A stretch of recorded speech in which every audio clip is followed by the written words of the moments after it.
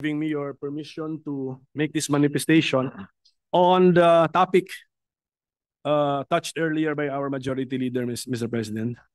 This is the issue of whether the impeachment complaint transmitted by the House of Representatives to the Senate last February 5, 2025 can cross over to the Senate of the 20th Congress.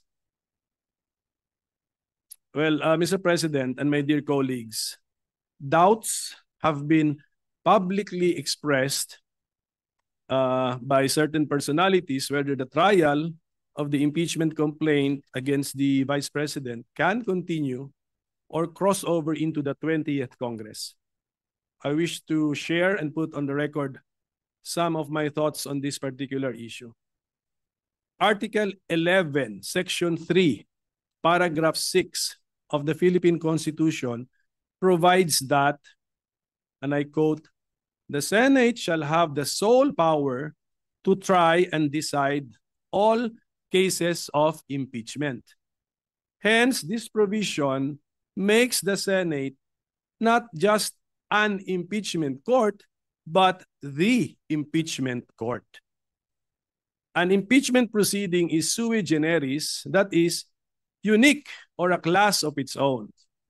In Republic versus Sereno, it is described as a proceeding exercised by the legislative as representatives of the sovereign to vindicate the breach of the trust reposed by the people in the hands of the public officer by determining the public officer's fitness to stay in office. While the form, procedure, and substantive arguments in impeachments remind us of a court trial, it also has the characteristics of a political process. The decision-making process in impeachment is not governed by any fixed or binding standard of proof, allowing for broad discretion on the part of the members of the impeachment court when they make their final decision on the case. The decision makers or the members of the impeachment court can use any standard of proof they want, and this choice will not be subject to any review by any court except the court of public opinion, which is not technically a court. This fact gives the impeachment proceedings its political character. Hence, to better understand these sui generis impeachment proceedings, we need to look for analogies using well-known principles and practices in other systems which are applicable to impeachment proceedings. As to the question of whether the impeachment trial conducted by the Senate in the 19th Congress or the impeachment complaint entertained by the Senate in the 19th Congress can cross over and continue into the 20th Congress, there is no provision in the 1987 Constitution or in the Senate Rules of Procedure on impeachment trials that expressly prohibits this. On the contrary, the Senate Rules on Impeachment support the position that the impeachment trial shall continue until final judgment, even if it is necessary to continue into the next Congress. Let me read the rules. Rule number 3. Upon presentation of the articles to the Senate shall specify the date and time for the consideration of such articles. Unless the Senate provides otherwise, it shall continue in session from day to day, except Saturdays, Sundays, and non-working holidays, until final judgment shall be rendered, and so much longer as may in its judgment be necessary. There is a contrary opinion that the rules of the Senate mandate that all pending matters and proceedings shall terminate upon the expiration of one Congress should take precedence over the cited rules on impeachment, which state that the trial shall continue until final judgment. The justification for the precedence given to the rules of the Senate is that the latter were passed by virtue of the power granted by the Constitution to the Senate to promulgate its rules. That is found in Article 6, Section 16, Paragraph 3, which provides each house may determine the rules of its proceedings. However,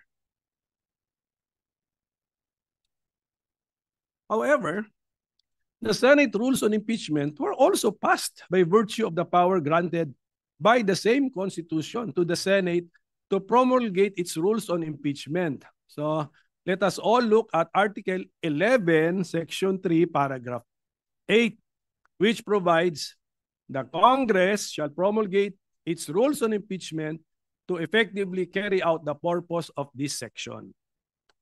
In fact, there should be no conflict between the two rules because the rules of the Senate apply to legislative proceedings of the Senate, while the rules on impeachment apply to cases of impeachment. On this issue, the Supreme Court in the case of Pimentel Jr. versus Joint Committee of Congress ruled that the legislative functions of the 12th Congress may have come to a close upon the final adjournment of its regular sessions on June 11, 2004. But this does not affect its non-legislative functions. Conducting impeachment trials is most definitely not a legislative function. In fact, the section in the Constitution which speaks of impeachment is found in Article 11 under the title Accountability of Public Officers, and not under Article 6, which is titled the Legislative Department. The conduct of impeachment trials, therefore, should not be affected by the final adjournment of the legislative session. Furthermore, we can use the analogy of the court system. Under the 1987 Constitution, the Senate is the impeachment court.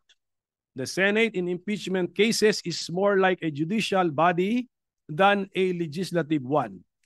Just like a court, the workload, caseload, or docket of the Senate as the impeachment court will not and should not be affected by a change in membership. We can see this principle in action in all our courts and electoral tribunals, where their case dockets do not change and are not reduced or reset to zero whenever there are changes in the court's membership. Likewise, it is well settled that jurisdiction once acquired is not lost but continues until the case is terminated, and hopefully terminated to its logical end. Hence, it is my humble opinion that the trial of the current impeachment case, now pending before the Senate of the 19th Congress, can cross over or continue from the 19th Congress to the 20th Congress. The impeachment docket of the Senate Impeachment Court continues and remains to be the same. So thank you very much, Mr. President, my dear colleagues, for your time and attention. Thank you, Senator Coco Pimentel, our distinguished Minority Floor Leader. Although that was only a manifestation, I am willing to entertain questions. Should there be any questions, Mr. President? Just two quick questions with the permission of this body. With the permission of the Honorable Pimentel, the gentleman may proceed. Mr. President, kanina po narinig ko yung historical antecedents ng binanggit, Your Honor, Senator Pimentel. Would the good gentleman agree that the reason why the position of constitutionalists, textualists for that matter, on this issue is that the Constitution is silent as to the word carry over, crossover, continue. Meron po ba nakalagay sa Constitution, sa Saligang Batas ng Pilipinas, 1935, 1973, 1987 na carry over? Mr. President, I will respond directly to the question. Wala pong nakasulat doon that it shall carry over, pero binanggit ko sa aking manifestation, wala talaga rin nakasulat doon that it cannot cross over. So in effect, let us say textually, both positions are not even mentioned or entertained in the Constitution. Mr. President, sangayon po kaya ang ating ginagalang na minority leader na kaya dahil walang carry over notion ay dahil malaki po ang pagkakaiba. There's a big difference between the 1987 Constitution and the 1935 Constitution, which was patterned after the United States Constitution. And I would like to have this placed on the records, Mr. President. Sa US Constitution, 100 po ang senador at nag-i-election po every 2 years ng 33 senators. Ang naiiwan pong senador sa Estados Unidos pag nag-i-eleksyon ay 67. Because 67 plus 33 is 100. 67 is sufficient to comply with the provision of the US Constitution to convict in an impeachment case. Dahil 2/3 po yun ay 66. May sobra pang isa. Sa atin pong saligang batas noong 1935, kung inyo pong susuriin, ang atin pong senador na bumubuo rin ng impeachment court ay 24. Subalit, Mr. President, in the 1935 Constitution, ang eleksyon po natin ay 8, 8, 8. Tuwing mag-i-eleksyon ng senador, ang i-elect na senador kasama sa mga kongresista ay 8 senador lamang. Ang may iwan po ay 16. And 16 is 2/3. Enough to have a quorum as well as to convict or to acquit. In our present constitutional scheme, 1987 Constitution, we also have 24 senators, but we conduct elections every 3 years for 12 senators. Meaning to say, Mr. President, yung may iwang kalahati na 12 is not sufficient to constitute a quorum, dahil 12, dapat 13, much more convict. Because to convict, you need 16 senators, Mr. President. Is it now the proposition of the good minority leader that the constitutional spirit as enshrined in the 1935 Constitution, the same as the spirit prevailing, although it is not as admitted by the good minority leader, textually enshrined, the same as the 1935? Ibig sabihin po ba yung 12 ay may quorum? Yung 12 ay pwedeng maging 2/3 to allow your notion that we can carry over at yung mga yung sikat nga yung salita maitawid? Tama po ba yun, Mr. President? Ako, Mr. President, yung 2/3 kasi is actually that was probably just the decision of the framers of the Constitution. They could have made it 1+1. They could have made it 3/4. So it's maybe by accident that 2/3 is equal to 8 plus 8 is 16 is 2/3, so 24. But I do not think that was really the point, Mr. President. But at any rate, we have to live with the 1987 Constitution. So we look at the 1987 Constitution, and looking at the 1987 Constitution, the Senate is the impeachment court, not because it is the Senate created under Article 6, because it was recognized to be the court under Article 11. The framers could have chosen another body to be the court. That is theoretically possible. But it chose the Senate, not as a legislative body, but as a part of Congress, but not as a legislative body. So, yun po yung aking pagkaintindi. We have to live with the 1987 Constitution. We copied generally the idea siguro sa United States, but let's not be so beholden to their practices and rulings kasi iba na rin po, iba talaga ang sitwasyon natin. And I think textually speaking, my position is supported that although we keep on saying Senate, but this is not Senate as the other half of Congress, but this is the Senate chosen under Article 11 to be the impeachment court. So iba po ito. And then may paragraph 8 doon, sinabi, Congress shall also issue the rules to give life to the accountability of public officers. So, and we have done that. So, kaya ang aking stand actually is the Senate as an institution is the impeachment court. So the member judges can change, But just like as a division of the Supreme Court, division of the Sandigan Bayan and the CA, if they change their members, yung docket nila or caseload nila, tuloy pa rin. They have to decide the cases and bring the cases to their logical conclusion. So that is my simplified position, Mr. President. So one last question, Mr. President, if the good gentleman would accede. Ang ibig sabihin po nito, Mr. President, is that the Senate now, under the 19th Congress, is empowered, is authorized to confer a jurisdiction to another Senate, which would be forthcoming, the Senate of the 20th Congress. So allowed po ba tayo under the Constitution to transfer pending business, or should it follow likewise, using your logic, the traditional norm of having it refiled and reset starting from zero? Similar to the bills. Yes, yun na nga.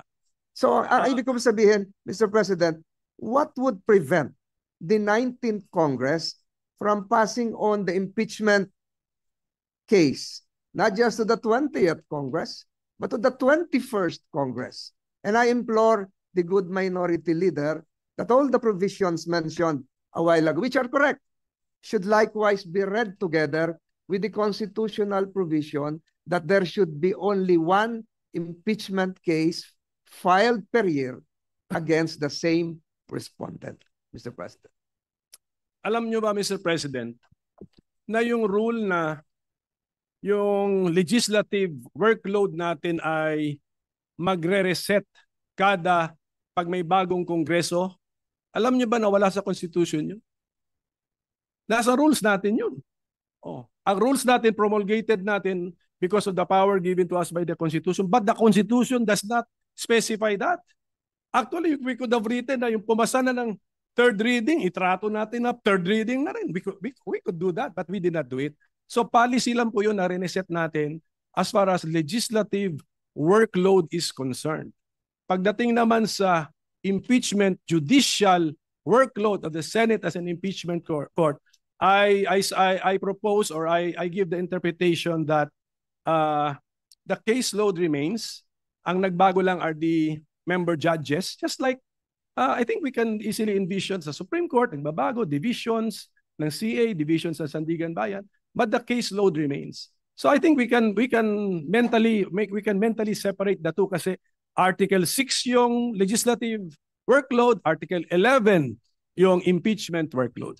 So that would be my response, Mr. President. But Mr. President, would not that prevent the other part of the two-step process? Two-step process, because filed by the lower house, prosecutors, received by the Senate, the trial jurors, the trial judges. Would not that prevent the other part of the two-leg process from initiating another complaint, because there is now a case pending, which you say should be continuing? If the majority leader will allow me not to respond, but yes, his question is very loaded and provides the hint of what can happen in the future. Mr. President, I've taken too much time of this body. I would relish interpolating the good minority leader even for 5 hours on this topic alone. But again, Mr. President, siguro mahaba na po ito. I stick again to my previous manifestation that